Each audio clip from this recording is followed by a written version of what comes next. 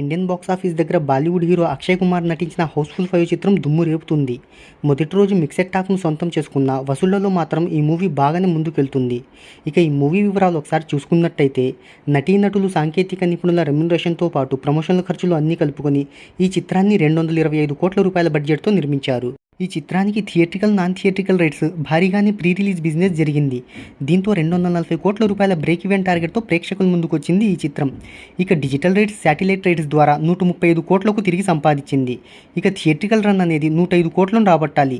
ఇప్పటికే ఈ చిత్రం ఆ మార్కును దాటేసి ప్రపంచవ్యాప్తంగా 325 కోట్లను రాబట్టినట్టు ట్రేడ్ వర్గాలు చెప్తున్నాయి.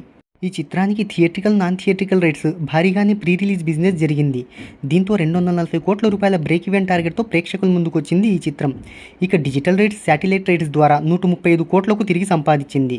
ఇక థియేట్రికల్ రన్ అనేది 105 కోట్లను రాబట్టాలి. ఇప్పటికే ఈ చిత్రం ఆ మార్కును దాటేసి ప్రపంచవ్యాప్తంగా 325 కోట్లను రాబట్టినట్టు ట్రేడ్ వర్గాలు చెప్తున్నాయి.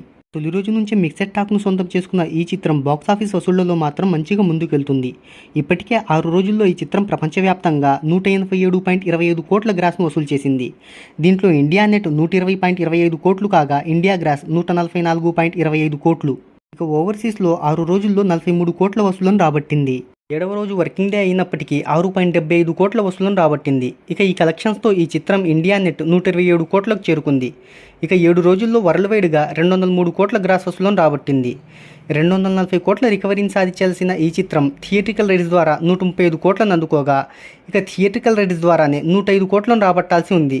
అన్నీ పోను ఈ లెక్కన ఈ చిత్రం 50 కోట్లకు పైగా లాభాలను అందుకున్నట్టు ట్రేడ్ వర్గాలు చెప్తున్నాయి.